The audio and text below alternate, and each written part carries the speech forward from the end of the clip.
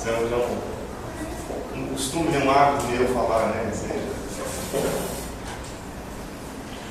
Bom, na verdade, para quem ainda não me conhece, né? Apesar de ter alguns alunos meus aqui, todos, mas eu vou me apresentar. Meu nome é André Lopes. Eu ministro a disciplina de língua portuguesa e interpretação e produção de textos nos cursos de Direito, né? E no curso de Estética. Alguém desses dois cursos aqui? Direito. Resolveu você de Direito também? Fotografia? Ah, olha aí. Legal. Bom,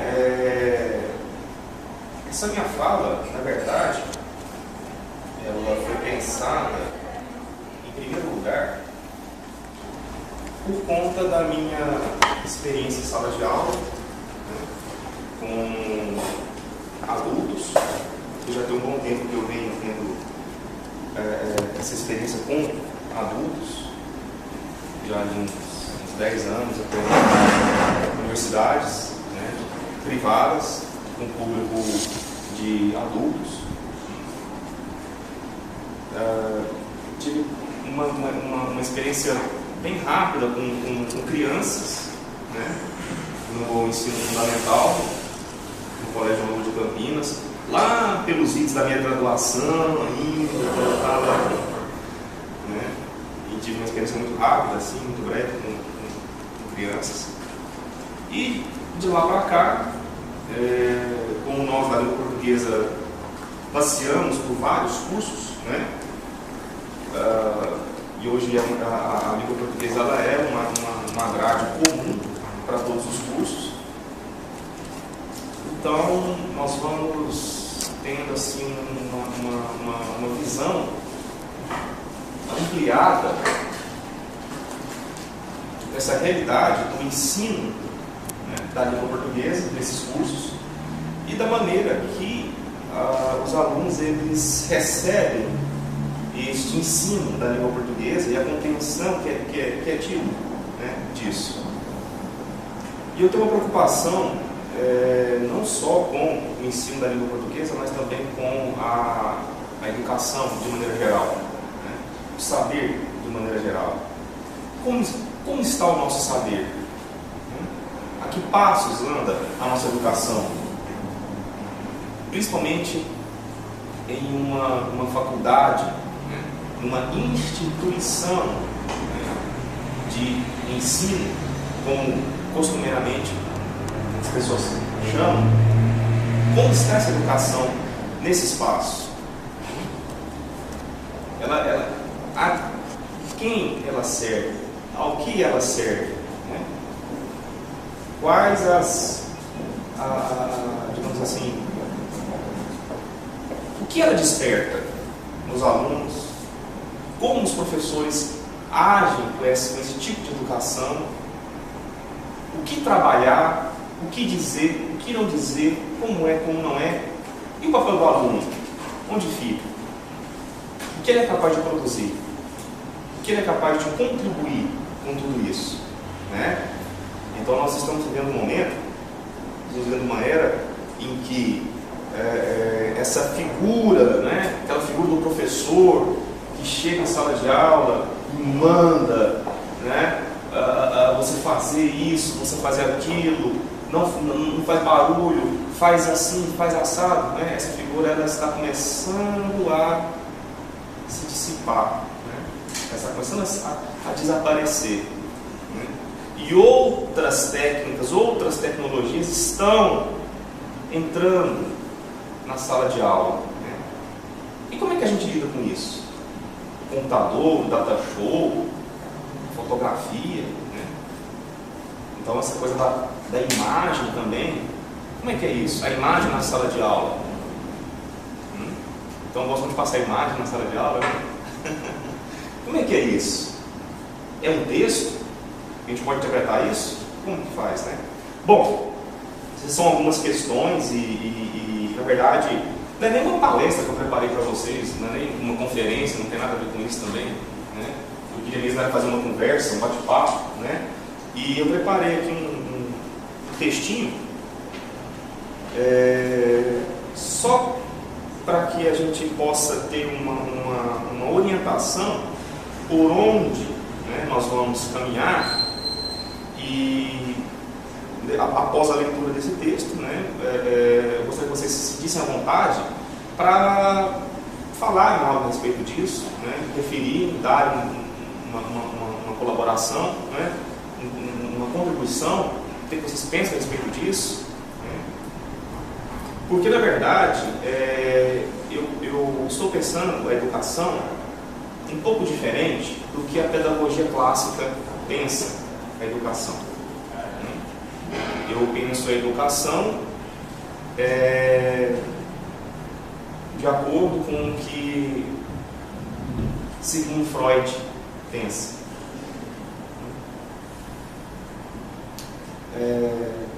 Vou explicar um pouco por quê. Eu pertenço à Escola Brasileira de Psicanálise, da Delegação Geral de Goiás, do Distrito Federal, e lá nós pertencemos ao campo freudiano, né, de pesquisa, de orientação lacaniana. Vou traduzir um pouco isso. Vamos tentar. Não se entusiasmem tanto, mas eu vou tentar traduzir. Jacques Lacan, ele, depois de Freud, é considerado um dos psicanalistas mais importantes da história da contemporaneidade.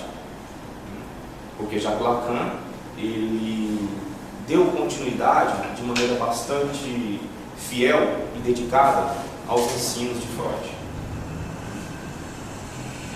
E ele inicia os seus ensinos no início dos anos 50, ele falece no início dos anos 80, né? E nos deixou uma obra muito densa, vasta e profunda, né? A respeito não só da psicanálise moderna, né? Como a psicanálise ela é pensada depois de Freud, mas também algumas questões que dizem respeito até mesmo ao ato de educar. Ele faz uma reflexão também bastante aprofundada a respeito do educar. E eu penso a educação, disse agora há pouco, como Freud também pensa, porque Freud pensa a educação como uma atividade impossível. Vou dizer um pouco para vocês como que isso se dá, como isso se constrói. O educar, uma atividade impossível. Segundo Freud, nos fala de 3 atividades impossíveis: o governar, o analisar e o educar. O contexto que Freud disse isso tratava-se de um período particular na história da civilização ocidental, período entre e pós-guerras, a primeira e a segunda. A questão não são apenas as guerras. Há em tudo isso, inclusive, a formulação desse pensamento de Freud, uma mudança na estrutura da história contemporânea e, consequentemente, da psicanálise.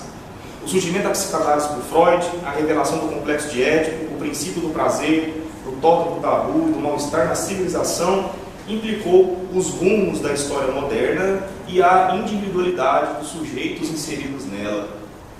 Assim, para um sujeito que não está atravessado pela psicanálise, algo de estranho quando Freud diz que educar é impossível. Nada mais real do que isso. É algo da ordem do mal-estar para Freud e algo da ordem do gozo e do sintoma para Jacques Lacan. Depois eu vou falar um pouquinho disso para vocês. Em nosso tempo de inumeráveis sintomas e que a medicina medicamentosa tem que exterminar, algo sobra, resta, manca, não funciona e não desaparece. É o gozo real, abrigo da angústia.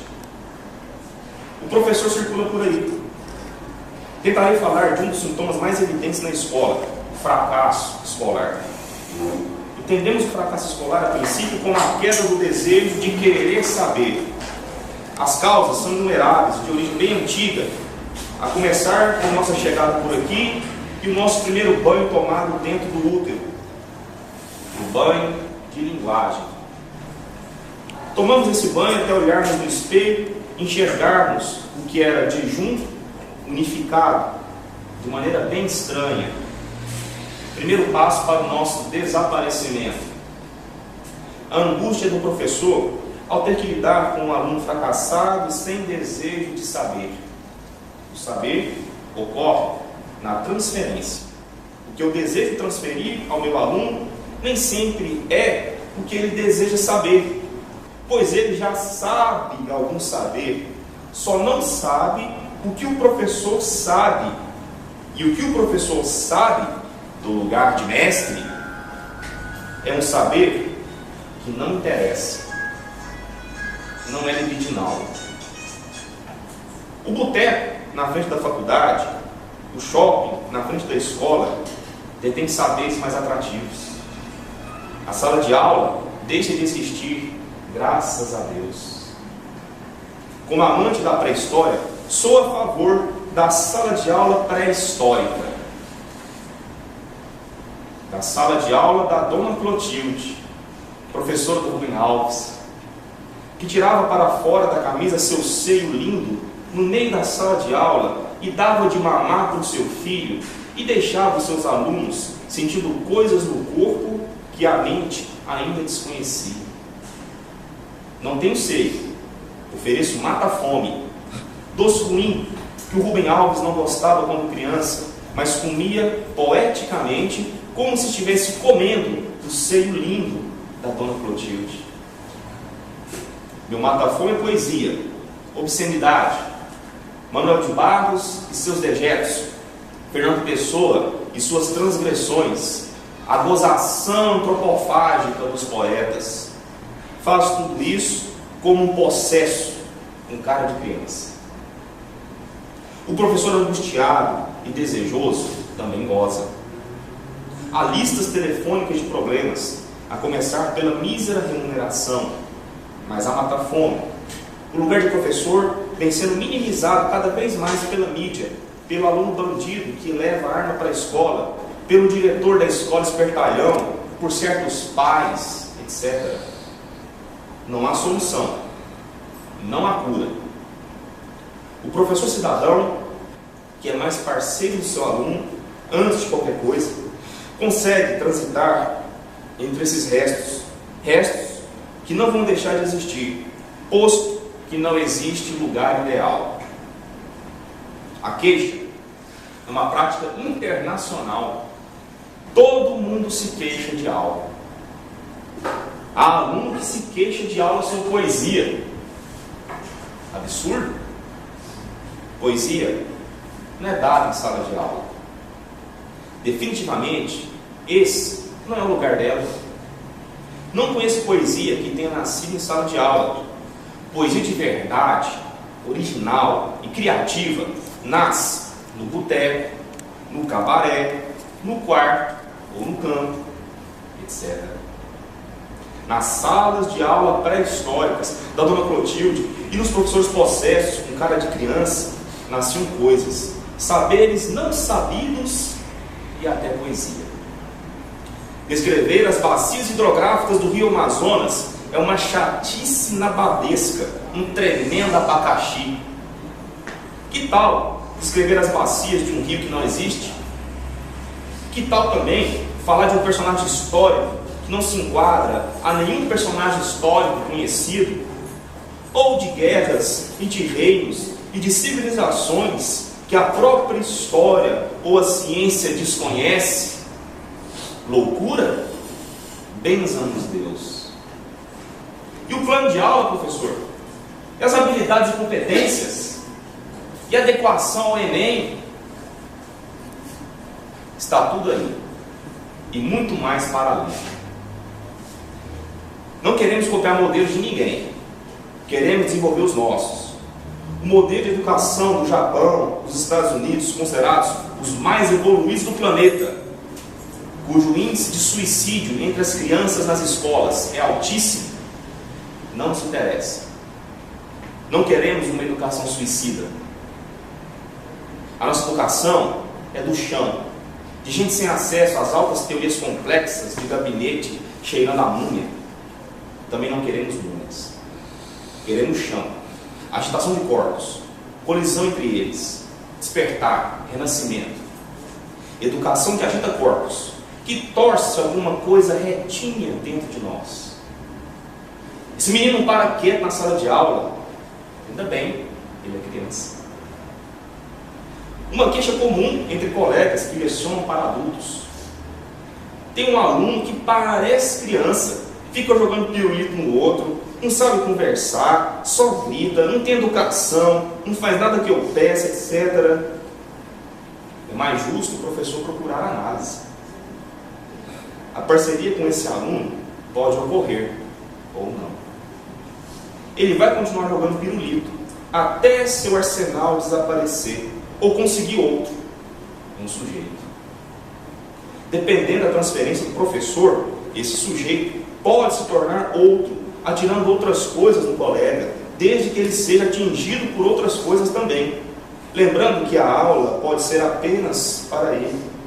Em algum momento ele será atingido, que seja em outro lugar, até ele ter aprendido que pirulito não se atira em ninguém. Em sala de aula ocorre isso. E qual a necessidade da sua existência? Culpar o professor é um contrassenso, posto que ele não existe mais. Educar é impossível. É algo que se dá de um para um. O outro não existe. Em uma sala de aula com mais de 40 alunos, apenas um pode começar a entortar suas retas.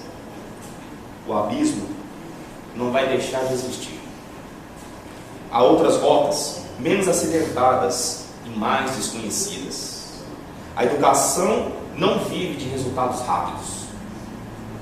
Não está presa em habilidade e competência nenhuma. Não há plano. Há professor. Fala daqueles que não ocupam o lugar de mestre. E um que ouve e produz. Tem quem joga pirulito no colega. E tem quem vê o próprio filho cabisbaixo, angustiado, entre o novo e o velho, numa tela abstrata de Miró. Quem vê algo na abstração está desejando se educar.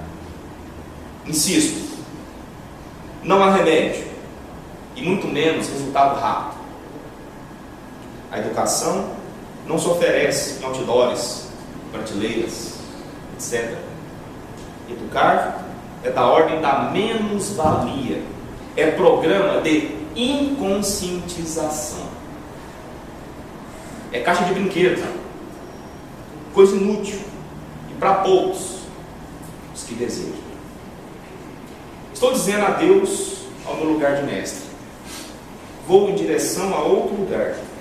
E quando chegar lá, falarei de lá. Deixo o lugar de mestre e falo do lugar de transmissor de saber. Mais de ouvinte do que falante.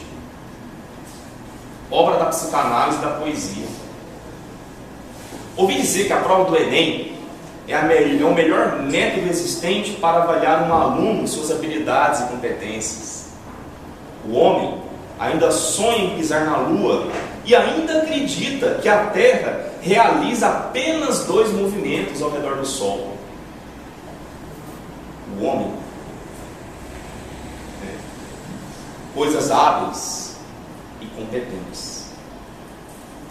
Conheço outra história semelhante a essa do Enem.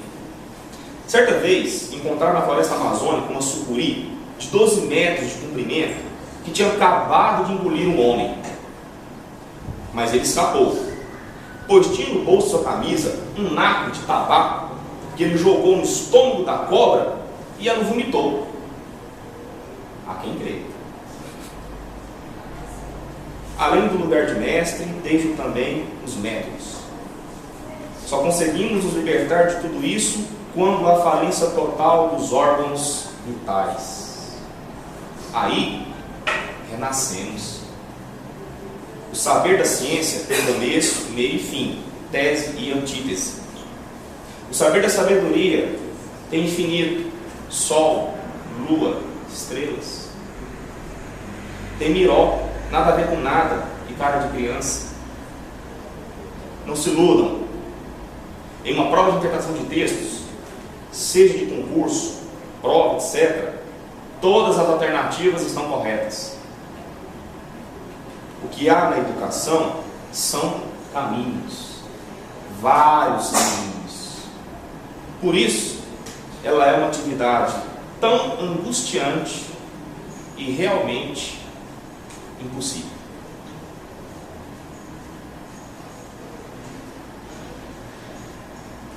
Quero ouvi-los.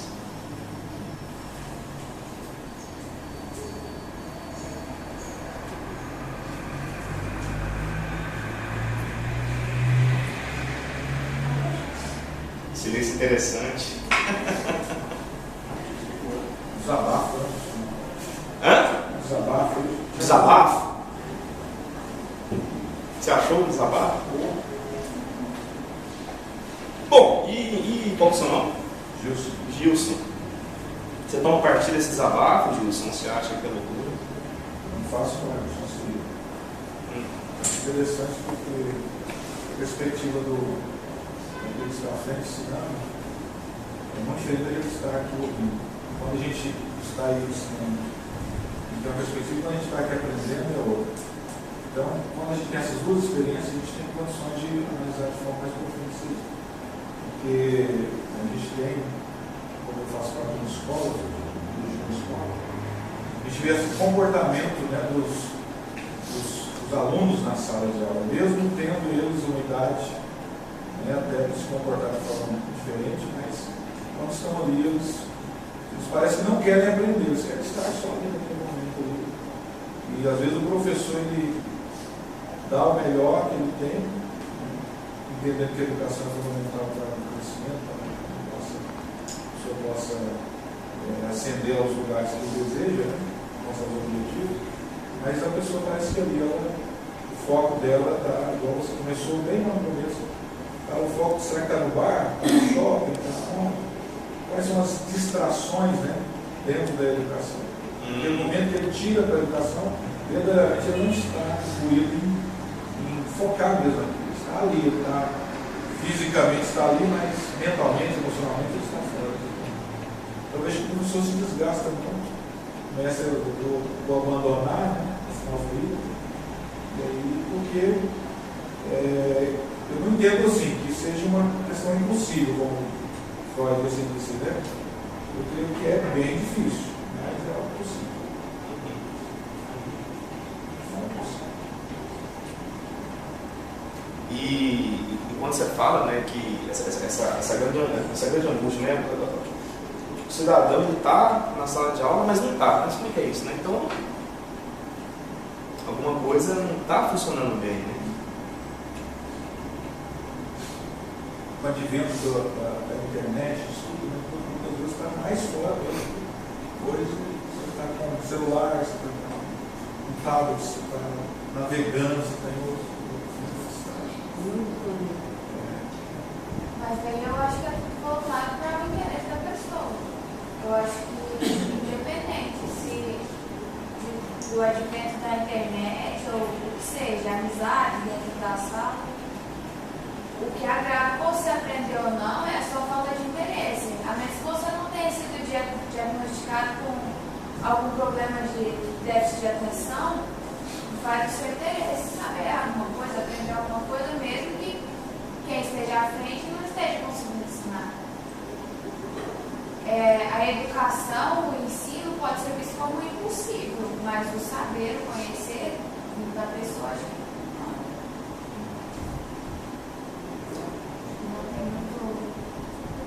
não faz sentido não aprender. Aprender é bastante possível, mesmo que o outro não esteja disposto a ensinar.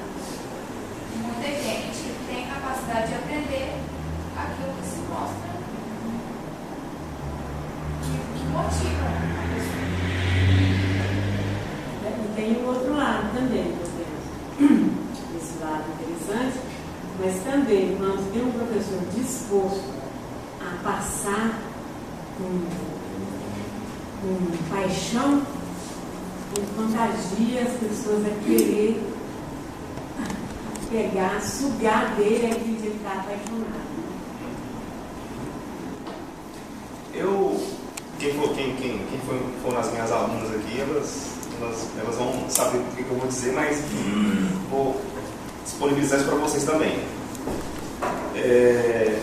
No primeiro dia de aula, assim, eu passei um texto para eles, né, do Rubem Alves, um texto chamado Aprenda Porque Ama. Não sei se vocês conhecem, já ouviram falar.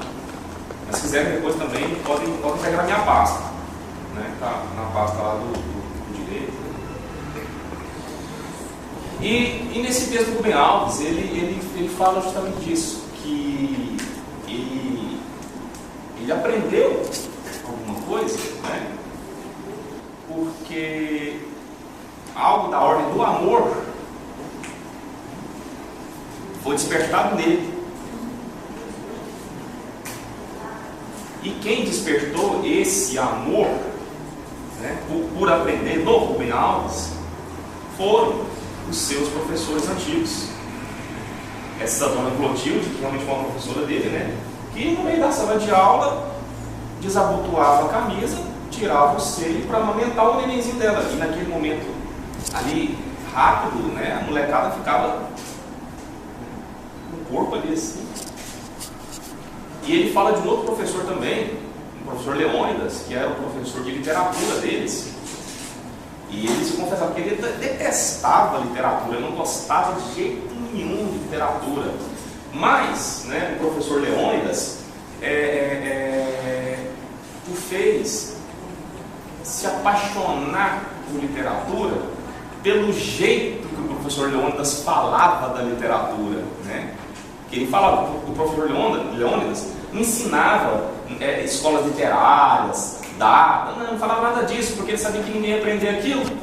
Mas ele pegava um texto e lia um poema, lia um texto, o Rubem Alves fala, como se ele estivesse possuído, né? E isso foi despertando, né, no Rubem Alves essa paixão. E educar é da ordem do amor, não há outra via. É da ordem do amor.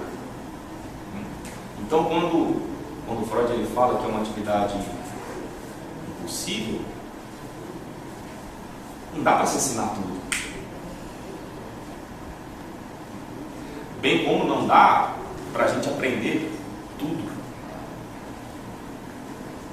Então, alguma coisa, né, alguma fagulha, ela vai brilhar mais do que as outras, né?